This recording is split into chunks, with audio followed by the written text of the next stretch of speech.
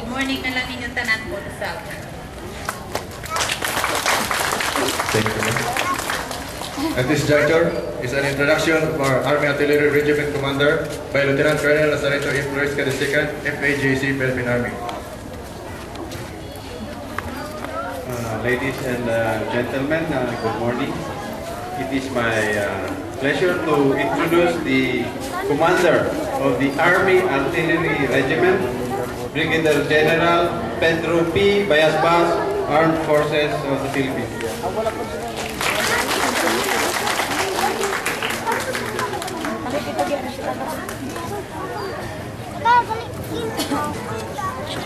Magandang good morning sa inyo lahat. Pasensya na kayo, hindi ako Bisaya. Nag-Luzon ako. Kaya nagtataka ako nung nasa Bacolod ako.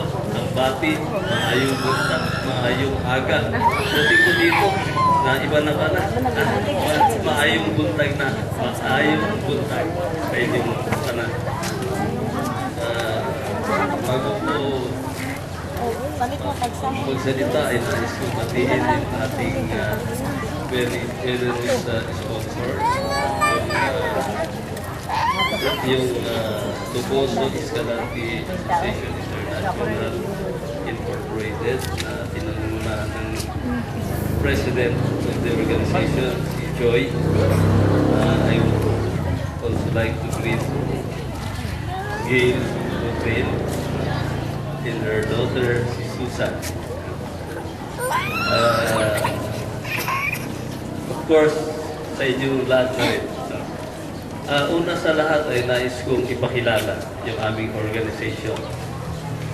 Siguro magtataka kayo saan kayang planeta galing itong mga ito. Ang uniform nila ay kakaiba. Kasi dati-dati ang pumupunta dito yung taga 303rd Brigade. Of course, dito rin yung mga taga 62nd Infantry Battalion. Yung Army Artillery Regiment ay isang unit ng Army. Ang aming sandata ay yung kanyon. Pero wala kaming dalang kanyon dito. At saka kung pwede lang, ayaw namin gamitin yung kanyon. Kung pwede lang, gusto namin katulad ng Tuboso Escalante International, gusto namin ng serbisyo para sa komunidad. Yung hindi nakakamatay. Gusto namin yung nakakabuhay. So, iyan ang aming ito. Kaya sa buong Pilipinas, kumbaga sa normal na nagawain ito ng Army Artillery Regiment. Kahapon lang, yung mga kasama namin sa Samar na pinangungunahan din ni Colonel Tonesca ay gumawa ng isang medcap doon sa Samar. So, hindi lang dito. So, sa Mindanao, ginagawa namin. Sa Luzon, ginagawa namin. Ang gusto lang namin malaman ng ating mga kababayan, ito ang pagmamahal ng Armed Forces, ng Philippine Army. Hindi puro diya lang gusto namin gawin. Ayaw namin nung nagkakamatayan. Kasi isang lahi tayo, lahat tayo Pilipino, maliban siguro sa kanila na pero dapat talaga ang serbisyo ng gobyerno ng Armed Forces ng Philippine Army ay dapat mas maganda kung karamihan ay ganito. Matagal na ang giyera natin. Ang giyera natin, lampas, dekada na, mahigit 40 years na, wala pa rin nangyayari. Siguro, nag-iibahin sa ngayon, ibang approach, yung tinatawag namin bayanihan, aming ini-encourage lahat. NGOs, private organization, local government units na yung magsama-sama. Ang problema ng Pilipinas ay sari-sari, marami. Pero kung nagtutulungan pala, katulad nitong medcap sa ngayon, baka mas mapapadali na mapapahinto natin kung anumang giyero na meron pa.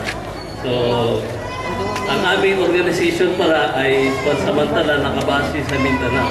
So, yung iba sa amin, galing pa mismo sa Mindanao para mag-participate para dumalo sa mid-cap na ito.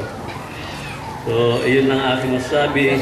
Iyon ang ito ay hindi na 3-3rd brigade ang naharap ninyo, pero ito ay parang pangtulong namin kahit na galing kami sa malayong lugar, nandito kami kasi gusto naming ipadama kasama ng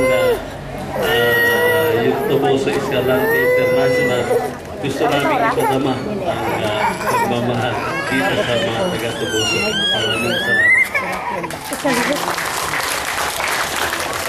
Thank you, sir, for your very inspiring message. Part 2 is a medcap proper. So, meron tayong mga kwenta. Tali lang ta kung asa itong ganahan, kung magpakonsulta ka o medical, may naka-designate na ano nila. Kung nalibog mo, kung ana lang mo sa mga kwan, sa mga kaupan.